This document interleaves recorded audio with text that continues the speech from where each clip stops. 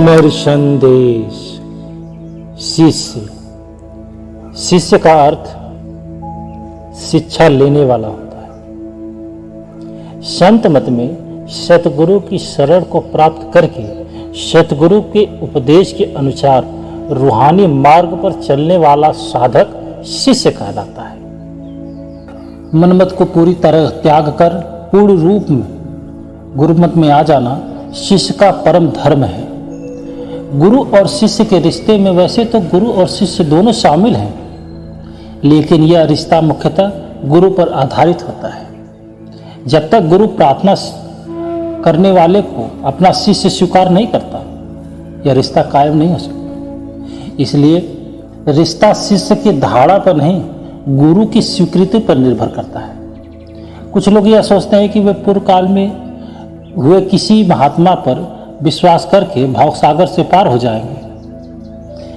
जब हम वर्तमान समय के किसी महात्मा को अपना गुरु बनाने पर मंजूर नहीं कर सकते, तो पूर्व काल में हुए महात्मा और जो परमात्मा में समा चुके हैं, उन महात्माओं को अपना गुरु बनाने के लिए हम कैसे मजबूर कर सकते हैं? हम मन के धोखे में आकर अपना इतना बड़ा अनिष्ट करवाते हैं। मन के धोखे में आकर उसे अपना गुरु समझ बैठते हैं, लेकिन हमें न तो उस गुरु से स्वीकृति मिलती है और न ही हम उससे किसी प्रकार का परमात्मी सहायता की आशा रख सकते हैं। जब हमारे समय का कोई संत सतगुरु हमें अपना शिष्य स्वीकार कर लेता है, तब ही गुरु और शिष्य का रिश्ता शुरुआत होता है। संत महात्मा समझाते हैं कि शिष्य होना ये काफी नहीं है, पूर्ण संत सदगुरु का शिष्य होना यह जरूरी है। परमार्थ का यह पहला सिद्धांत है कि ज्ञान ज्ञानी से अज्ञानी की ओर चलता है। जो कोई जब कभी और जहां कहीं परमार्थ में जितना भी उन्नति कर सकता है, मिले हुए सतगुरु के सामर्थ्य के अनुसार कर सकता है। परमात्मा से मिलाप कर चुके संत सतगुरु के बताए हुए साधन और मार्ग को अपनाकर ही शिष्य परमात्मा से मिलाप कर सकता है। इसलिए परमार्थ में पूर्णता प्राप्त करने के लिए किसी पूर्ण पुरुष का शिष्य होना जरूरी है। गुरु और शिष्य के रिश्ते में सबसे बड़ी जरूरत है कि शिष्य मनमर्जी त्याग कर अपने जीवन को पूरी तरह से गुरु के उपदेश के अनुसार ढाले। शिष्य को चाहिए कि वो अपने जीवन को पूर्णतः गुरु के उपदेश के साँचे में ढाल ले।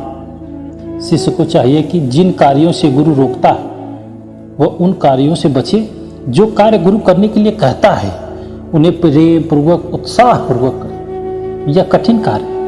यह बातें सुनने में बड़े अच्छी लगती हैं, हो नहीं पाती। यह बातों से पकने वाला पकवान नहीं है।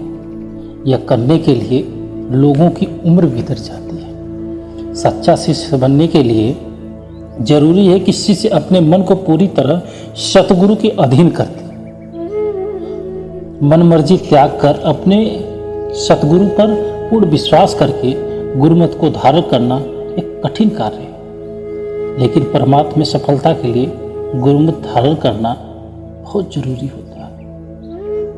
गुरु गुरुदास ने अपनी 18वीं वार में गुरु सिख के अनेक गुणों का बहुत बखान किया। जब उस पर वो समर्पित हुए, जब शिष्य सदगुरु के उपदेश को मान करके उस पर चलने की कोशिश करता है, तो सदगुरु उसकी इस कार्य में मदद करते हैं। वास्तव में सदगुरु की सहायता और दया मेहर से शिष्य सदगुरु के उपदेश पर चलने के काबिल बन जाता है। सदगुरु दयालु पिता के समान शिष्य का पालन पोषण करता है। वह उसे विषय विकारों और मनमुखता से बचाता है।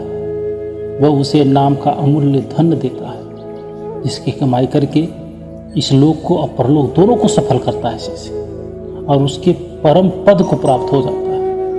ये तब होता है जब समर्पण शिष्य का गुरु के प्रति होता है।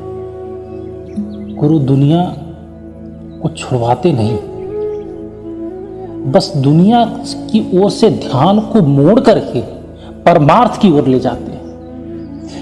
गुरु के किए कार्य पर संदेह जो शिष्य करता है, वो परमार्थ में उन्नति कभी नहीं प्राप्त कर सकता। जब शिष्य गुरु की बातों को बिना किंतु लेकिन परंतु के मान करके उस रास्ते पे चलने लगता है तो शिष्य का इतना लाभ होता है जिसका वर्णन नहीं है। जय गुरुदेव।